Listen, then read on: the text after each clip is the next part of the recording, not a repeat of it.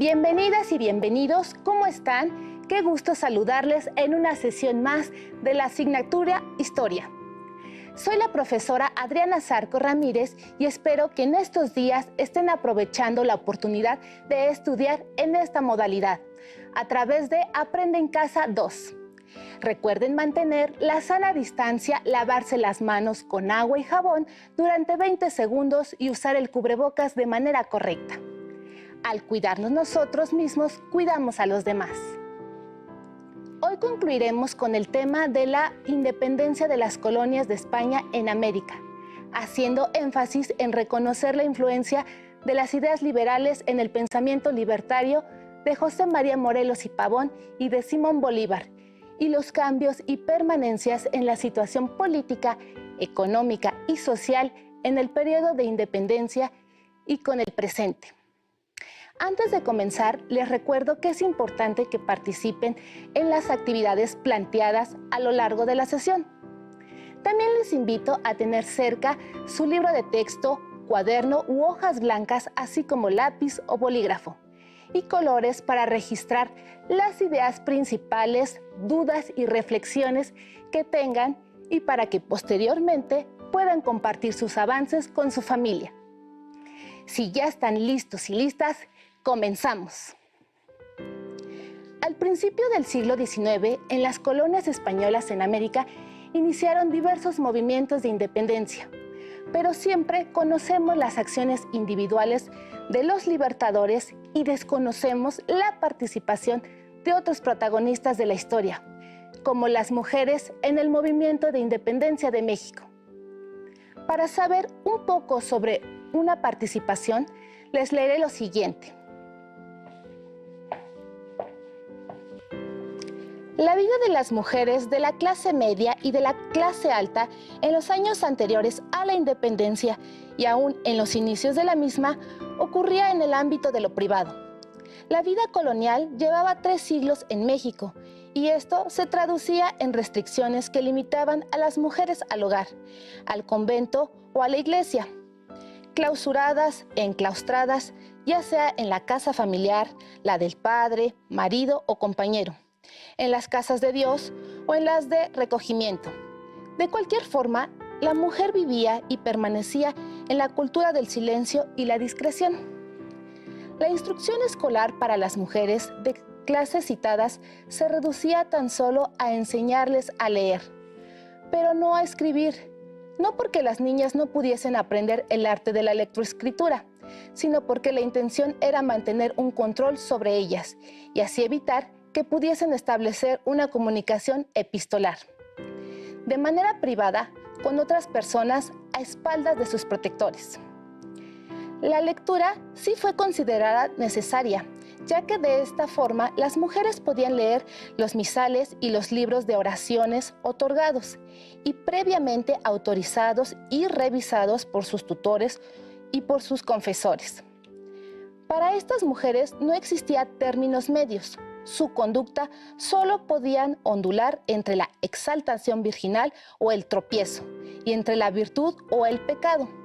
Pocas mujeres se atrevían a cruzar los límites, transgredir las órdenes patriarcales y desafiar los modelos tradicionales construidos para las mujeres de esta época en México.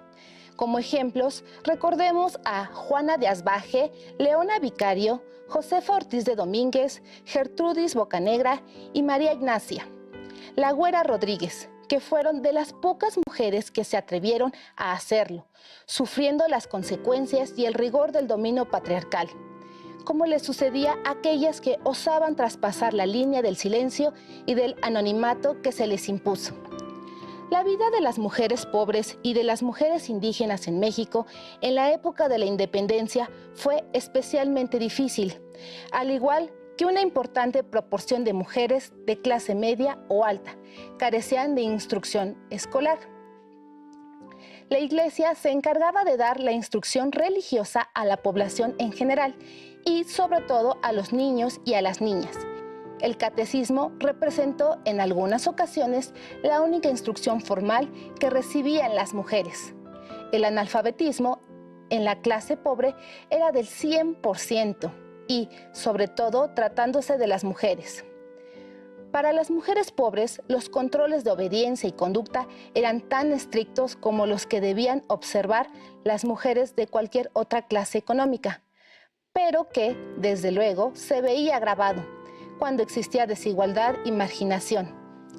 Además, las mujeres pobres ya padecían desde entonces un problema que aún en la actualidad no se ha solucionado: ser madres solteras, abandonadas, y sin embargo, esto no ha sido limitante para que la gran mayoría de estas mujeres hayan logrado que sus hijos alcancen una mejor forma de vida, menos difícil en todos los ámbitos.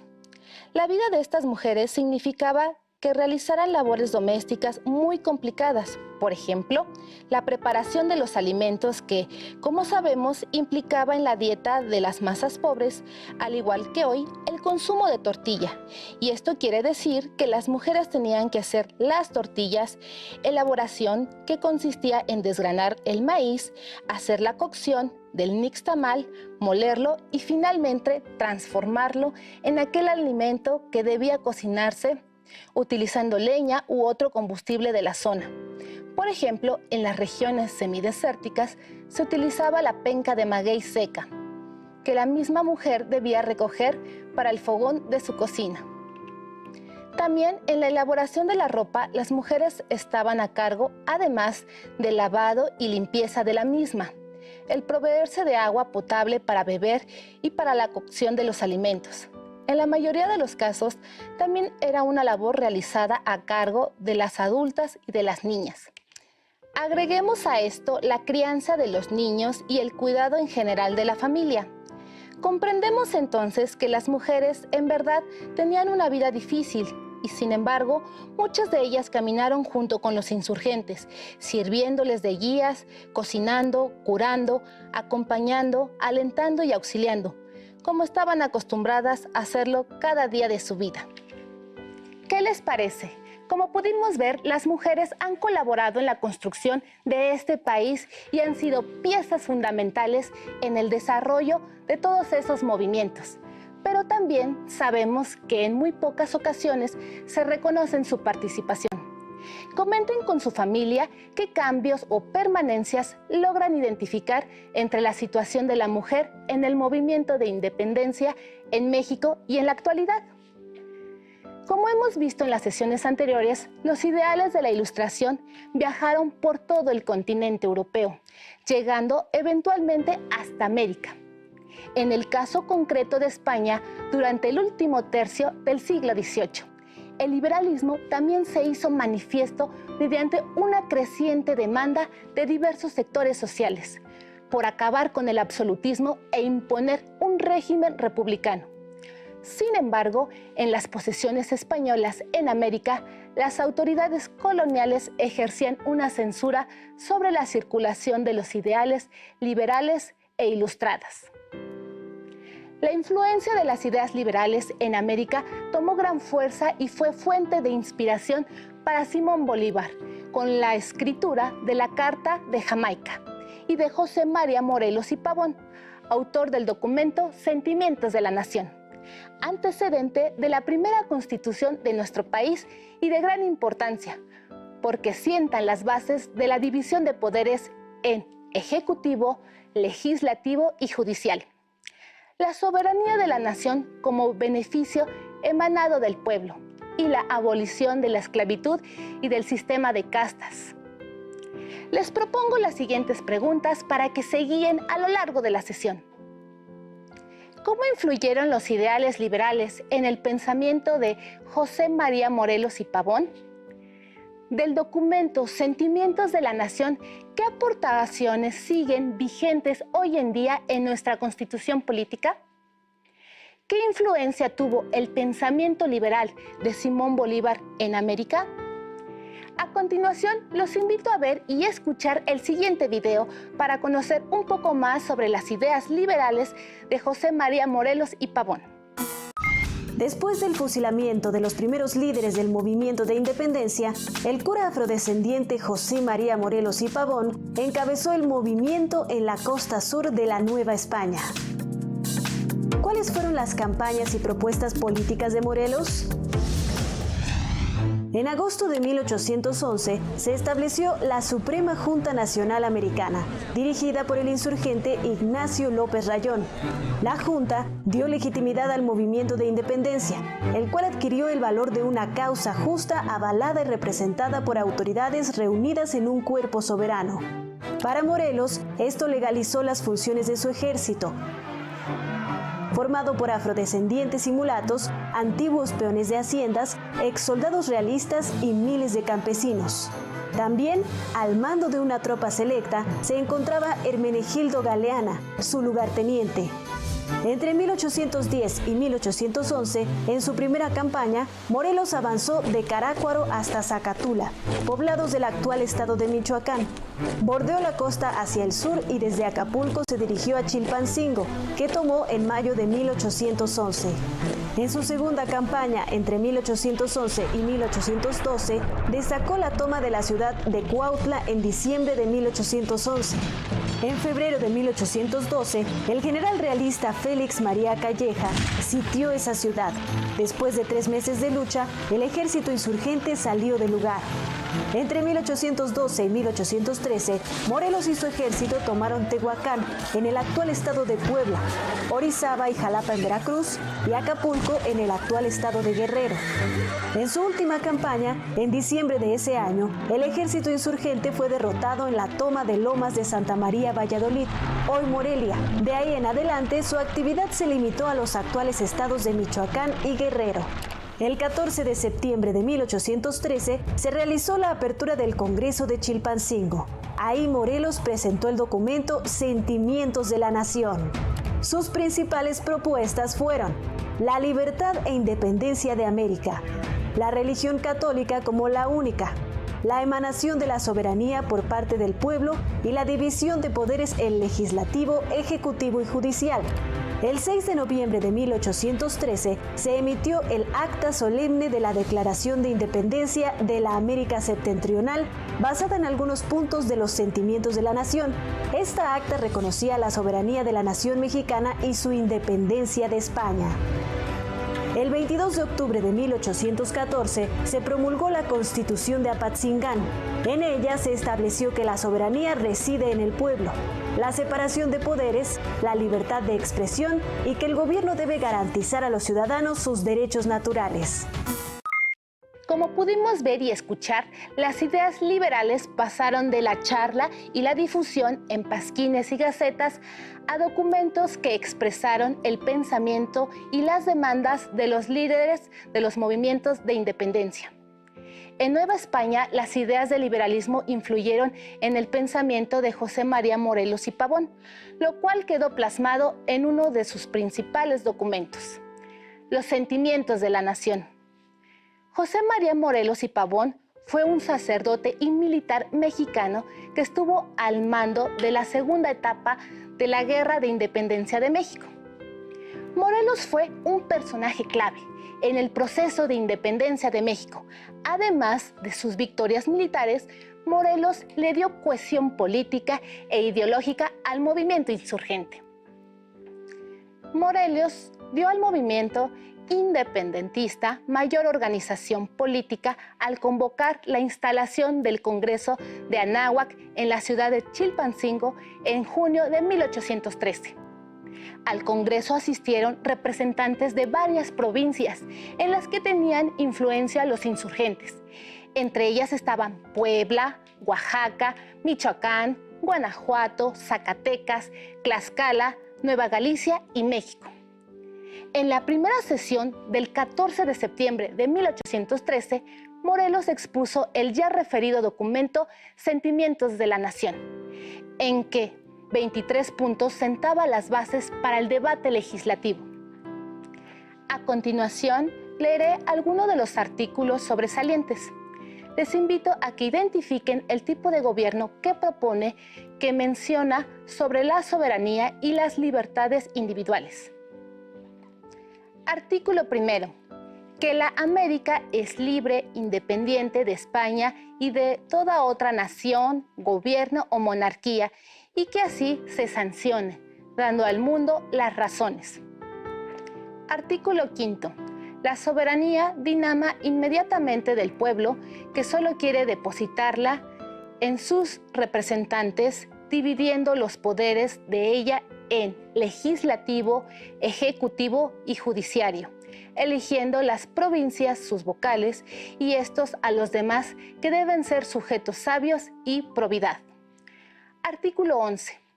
Que la patria no será del todo libre y nuestra, mientras no se reforme el gobierno, abatiendo al tiránico, sustituyendo el liberal y echando fuera de nuestro suelo al enemigo español que tanto se ha declarado contra esta nación. Artículo 13. Que las leyes generales comprendan a todos sin excepción de cuerpos privilegiados y que estos solo lo sean en cuanto al uso de su ministerio. Artículo 15. Que la esclavitud se prescriba para siempre y lo mismo la distinción de castas, quedando todos iguales y solo distinguirá a un americano de otro el vicio y la virtud. Morelos sentó los principios sobre los cuales los diputados llevarían a cabo su labor constituyente en los sentimientos de la nación. América sería libre e independiente de cualquier nación o monarquía. Se abolía la esclavitud y las diferencias legales por motivos de nacimiento y el gobierno estaría en manos de americanos. Con esto, el 6 de noviembre de 1814, el Congreso declaró la independencia de la América septentrional. El Congreso de Anáhuac promulgó en octubre de 1814 el Decreto Constitucional para la Libertad de la América Mexicana, en el que se prescribía la división de poderes y el reconocimiento de los derechos a los ciudadanos. Se trata de un documento histórico considerado como la primera constitución de la nación y el origen del pensamiento liberal mexicano.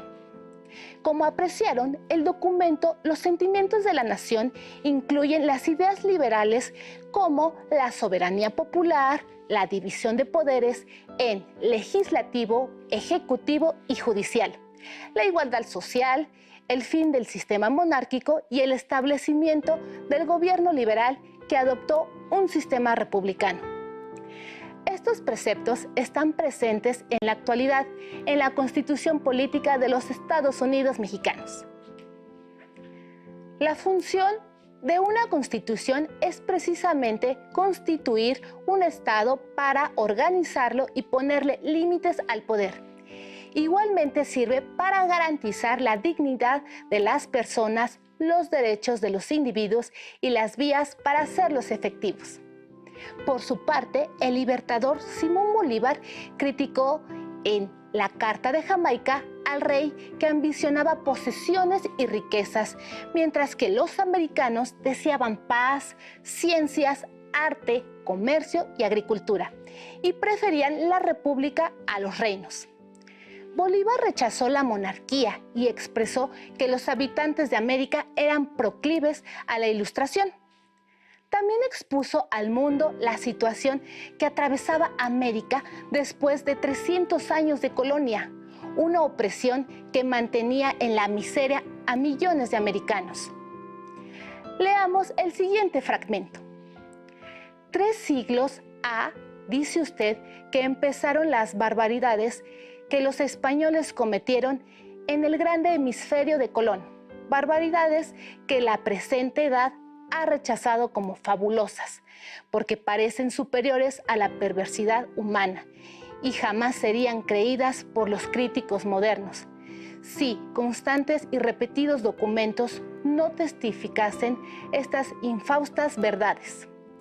La carta se presentó como una especie de denuncia al mundo de la opresión, del hurto, de la atrocidad que hubo en América, y a la vez con ello fundamentaba el derecho de los americanos a independizarse, a ser libres.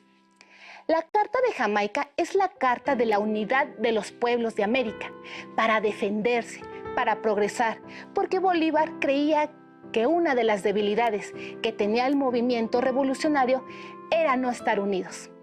Propiamente, la unidad era la clave. Debían de unirse para poder defenderse y derrotar a los españoles. La Carta fue uno de los documentos en el que se fundó la independencia de las colonias españolas en Latinoamérica. La obra buscaba demostrar la intención de Simón Bolívar de romper los lazos que existían con la corona española, que representaba una fuente de yugo y opresión para el pueblo de América. La visión que se tenía de la corona de España es que ésta habría violado un contrato social, un acuerdo entre la monarquía y los pobladores de nuestro continente, por el hecho de favorecer de manera parcializada a las personas nacidas en España en cuanto a la asignación de cargos importantes y otros empleos sin tomar en cuenta a los criollos. Bolívar se basaba en la represión que ejecutaron los hispanos europeos para con los independentistas americanos después de las renuncias en favor de Bonaparte. Bolívar indicó la necesidad de que cada nación tenga su propio régimen de gobierno, organizado y competente, en el que se respetaran los derechos del hombre y se reconocieran las diversas razas que existen en cada una de ellas.